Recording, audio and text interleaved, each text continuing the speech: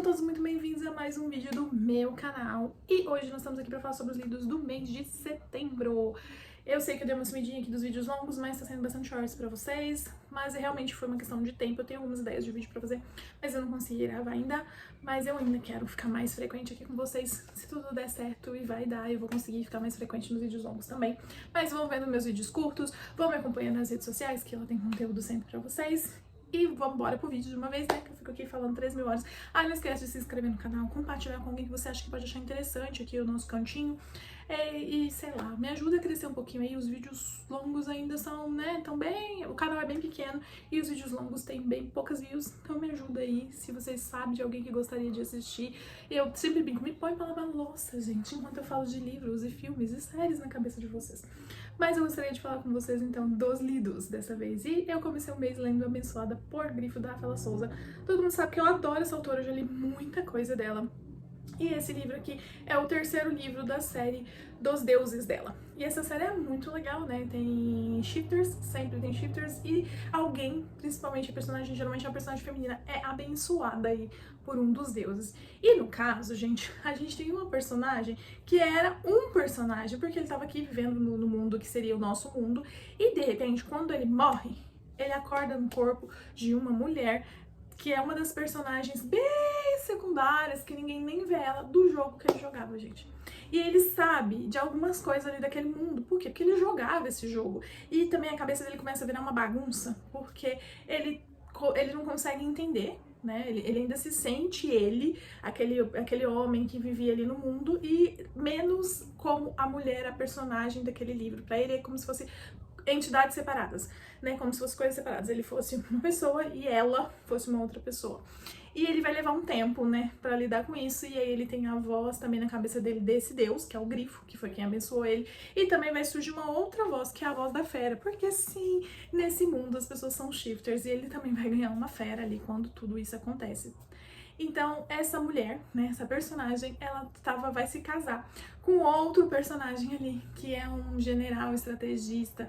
Ele é asiático, ele é lindo, ele é pai de trigêmeos, viúvo, e vai se casar com ela num casamento de conveniência aí pra fazer uma ligação entre os reinos. Só que essa mulher é uma mulher que vivia uma vida de abusos antes. Só que agora, gente, ela nasceu e ela retornou à vida aí pouco tanto diferente, com outras lembranças, com outras formas de lidar com a vida, e ela vai surpreender esse marido dela aí, que esperava só um casamento, talvez uma simpatia entre eles, um convívio bom, mas não esperava nada demais, e ele vai se surpreender aí com uma mulher cheia de vida, uma mulher que quer construir coisas, e ela também não aceita a forma com que ele é tratado, e ela quer que ele seja melhor tratado aí pela realeza, já que ele é meio feito de, digamos, de gato e sapato pelo pessoal da realeza. Apesar dele ser super inteligente, estrategista, super importante para o Estado, parece que as pessoas não dão o valor que ele tem. Gente, é muito legal. Eu amo a dinâmica dos casais desses livros, tá? E essa dinâmica também é incrível. Eu amo como as crianças, né, são muito importantes aqui nessa história, e como eles vão se aproximando da personagem, da Elísia, né? Como eles vão se aproximando e tudo, como eles vão construindo uma família, como ela é ela que nem, né, ele, né, que nem sabia que podia ser uma mãe, vai se tornando uma mãe ferrenha e altamente protetora dessas crianças. É um livro muito bom, adoro e recomendo toda a série pra vocês. Depois eu li um livrinho chamado A Obsessão do Lenhador, da Kelsey Calloy, acho que é assim que fala o nome dela. Essa autora tem um monte de livrinhos lá, contos, na verdade, em torno de 60 páginas, mais ou menos, que são contos hot, gente. O negócio ali é ser hot, é uma relação, é igual nesse caso aqui. O cara, ele vai ser padrinho de casamento do melhor amigo, ela é a madrinha da melhor amiga, e os dois vão entrar juntos na igreja, e aí quando ela vai encontrar ele, ela é gordinha, assim, e foi desprezada pelo ex, foi muito maltratada, e especialmente pela questão do corpo dela, e ele bate o olho nela e fala: minha esposa, hein? Essa mulher aqui vai ser minha. Ah, vai ser. E ele já começa com umas conversinhas de duplo sentido com ela, e coisa e tal, e coisa e vem e tal. Então é uma história de muito fast, né? De um Insta Love, bem rápido. É uma história hot, então assim, já vai logo pros finalmente. E, cara, muito mal traduzida. A impressão que eu tenho é que pegaram, porque essa autora, eu acho que é americana, pegou o texto dela e jogou, sei lá, não foi nem no chat GPT, que eu acho que o chat GPT ia traduzir um pouquinho melhor, sei lá, jogou no tradutor do Google. Tem momentos que não tem concordância de gênero, não tem nada. E aí você fala assim, então por que você continua lendo? Primeiro, que era 57 páginas só. Segundo, que naquele momento ali eu estava em busca de uma coisa hot, porque eu queria ler um negocinho hot ali e que fosse rapidinho e não queria ler um livro gigante e não queria, né, demorar pra chegar na parte que eu queria uma coisinha hot. Eu gosto de ler livros ler histórias com pessoas que são mais gordinhas, tal, que não tem um corpo tão padrão. Aí foi por isso que eu li, inclusive esse mês eu já li um outro livro da autora. Você fala, gente, mas a reclamação permanece da tradução. É muito ruim a tradução. E o livro, assim, esse outro ainda tem umas coisas piores, mas eu comento com vocês no mês que vem, tá? Juro que eu vou anotar pra não me esquecer de comentar no negócio da cereja no mês que vem. Mas, fora isso, eu achei divertidinho, tá, gente? Porque era o que eu queria ler naquele momento. Ah, é um livro que eu recomendo pra vocês? Não. Não. Ah, se você quer ler uma cena hot, não sei o que, pode ir, gente. Ela tem um monte. Se você não quiser ler esse do Lenhador, essa série do Lenhador tem mais uns 5 livros. Aí ela tem mais umas 6, 7 séries com 5, 6 livros cada uma. E esse tudo desse livro, não nem posso nem chamar de livro, né? Que são sempre em torno de 60 páginas no máximo. Mas fica aqui, né? Pra quem quiser ler. E depois eu li Despertos. Despertos é uma distopia nacional que acabou de ser lançada, vai ser uma trilogia, né? Eu fiz um trabalho junto com o autor e foi muito legal, tá? Ele é um livro 1, então a gente tem aí um mundo. De repente, gente, o livro começa assim, apresentando alguns personagens, aí a gente descobre que tem uma nave espacial olhando pra Terra e falando assim: olha, tem tudo que a gente precisava, hein? Mas o que vai acontecer? Precisava pra quê? Não sei.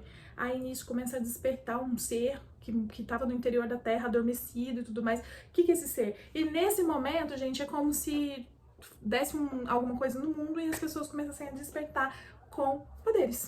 Cada um com um poder diferente. Algumas pessoas vão explorar esse poder de uma forma, outras de outra forma. Isso vai dar um bug aí no mundo. Cada um dos países vai lidar com isso de um jeito. Então, um país em que, por exemplo, o chefe de Estado despertou também, aí eles começam meio que uma ditadura dos despertos, aí começa meio que uma guerra entre despertos e não despertos. Dá uma coisa meio X-Men num dado momento, porque assim, sabe aquela coisa do X-Men? Quando todo mundo fica contra os X-Men, né? Os humanos ficam contra os X-Men porque tem medo deles, mais ou menos começa a rolar isso aqui também. Então, assim, vira quase que uma guerra civil, um negócio muito louco. E aí surgem os nossos personagens principais, meio que isso como heróis aqui nessa história. E eu tô, assim, já querendo saber como que isso vai continuar. O autor falou que os outros livros, o segundo livro já tá escrito, então em breve ele deve lançar, acho que no começo do ano que vem, não me lembro direito a data que ele falou. Mas assim, vale a pena dar uma chance se você gosta desse estilo de livro. É uma aventura e é uma leitura bem rápida. É um livro mais puxado na aventura mesmo. E pega essas referências aí. Quando começou eu fiquei pensando, nossa, que tipo, por causa da nave espacial me fez lembrar 2001, né? Por causa do... eu me lembrei muito de Power Rangers, inclusive o autor começou a rir, porque eu fiz muita referência de Power Rangers ali, quando ele descrevia os personagens e tal. E eu gostei, tá? Então fica aqui a indicação pra vocês também, se vocês gostam desse estilo de livro. Depois eu li um conto que eu contei aqui, ali pro segundo de conto, mas eu tô contando ele aqui porque é um conto que foi lançado independentemente, que foi O Casamento de Manchester, que é da Elizabeth Gaskell. E aí a gente vai ter ali um casal de segundas núpcias, né, de segundas núpcias. Ela é o segundo casamento dela, não é uma coisa tão comum naquela época, né, mas ela é uma viúva. E esse moço, ele é um cara muito prático, ele é um comerciante muito prático, tudo pra ele é muito prático. E aí ele vai conhecer essa viúva que tem uma filhinha, que cria ele sozinha com muita dificuldade, essa filhinha. E essa filhinha tem problemas de locomoção, sabe, tem algumas coisas assim. E ele começa a se encantar pela menina. E pra mim a parte mais legal desse livro é o quanto ele resiste a todo tipo de sentimento, como se aquilo fosse uma coisa errada. Ele resiste ao sentimento que ele começa a alimentar pela menininha, ele resiste ao sentimento que ele começa a alimentar pela mãe da menininha, e assim, e quando ele propõe casamento pra ela, é quase um Mr. Darcy, assim, da vida, sabe? Tipo, eu sei que você é pobre, feio. Não, ele não fala assim, mas tem uma hora que quando ele propõe casamento pra ela fala, vou ter um tempo pra pensar, e fala 5 minutos, você tem aí 5 minutos pra me dar sua resposta, né? Que eu acho que já tá ótimo, você pensar 5 minutos. Mas eu gostei da história, tem todo um plot de uma coisa que vai acontecer, uma pessoa que vai voltar, né, que pode ser que bagunce muito a vida dessa nova família. Mas eu gostei.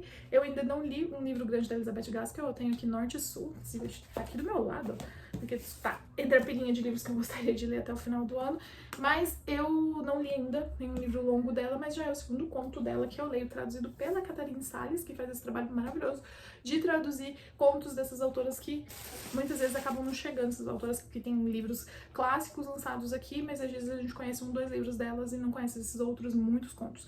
E a Catarine faz esse trabalho de tradução muito legal. Então, pra quem também não conhece o trabalho da Catarine Salles, quando vocês quiserem, queria ler um conto clássico, assim, principalmente, tipo, dessas autoras, assim, da era... Esqueci o nome da era, vitoriana. Quiser ler alguma coisa assim da era vitoriana, procura as obras traduzidas da Catarine. Ela tem muita coisa e ela traduz muito bem, é muito fluido você lê o que ela traduz, então assim, vale bastante a pena. Aí, gente, pro segundo de contos também, eu li Diante da Lei, do Franz Kafka, que já tem vídeo lá nas redes sociais e aqui no Shorts também, que é um conto muito interessante pra variar, né? O nosso querido Kafka faz a gente ficar refletindo sobre 1 milhão de coisas, e esse é um cara que ele vai à porta da lei, porque ele precisa da lei, ele fica diante da lei, mas a lei não, mas ali o porteiro não deixa ele entrar. E ele passa anos ali tentando entrar e encontrar a lei. E assim, um conto que me fez pensar muitas coisas, porque ele é meio simbólico, assim, né? O que é esse homem ali buscando a lei, ficando preso ali, não conseguindo adentrar os portais que o levariam à lei. Então, pensem sobre isso. E eu também li um outro conto que tem aqui, mas esse conto, gente, tem tipo uma página. Então eu não fiz vídeo sozinho pra ele lá, porque aí chamou o passageiro, né? E é um homem no bonde ali, admirando uma dama que ele vê. Então ele fica ali admirando, fala algumas coisas com relação a essa dama. Então é um conto muito rapidinho também. Gosto mais do Diante da Lei, me fez pensar mais. Depois aqui desse outro livrinho, que é aquele meu livrinho de contos, de fadas clássicos, eu li mais uma versão do Sr. Pierrot, e dessa vez foi O Pequeno Polegar, né, gente? O Pequeno Polegar. E, de novo, tem vídeo pra vocês aí, já, e de novo, eu fico pensando, gente, isso aqui era pra ser para as pessoas, né, darem lição de moral nas pessoas, porque, assim, no final, a grande lição aqui é, seja espertinho. Se você for espertinho, as coisas vão dar certo no final. Porque o Pequeno Polegar é um grande espertinho, mas tudo bem, a família dele também é muito, sei lá, tentando se livrar dos filhos da forma que tenta se livrar. Ai, gente, contos de fadas é um negócio meio assim, né? A gente vê as adaptações fofinhas da Disney e fica pensando que é assim, mas não é não. Não é, gente. E, por último, eu também li A Galinha Degolada, do Horácio Quiroga, que também já tem vídeo aí nas redes sociais. E, gente, que continho difícil esse, hein? Conto difícil. A gente tem ali uma família, né? Um casal que tem o primeiro filho. Aí quando ele tem ali uns 18 meses, mais ou menos, uma coisa assim, ele que era uma criança que estava com desenvolvimento perfeito e tal, ele começa a convulsionar e aí eles têm uma criança neurodivergente ali. Segundo filho, acontece mais ou menos a mesma coisa. Terceiro filho, acontece mais ou menos a mesma coisa. Aí um começa a culpar o outro, o marido, a mulher começa a se culpar, por que isso está acontecendo? Não.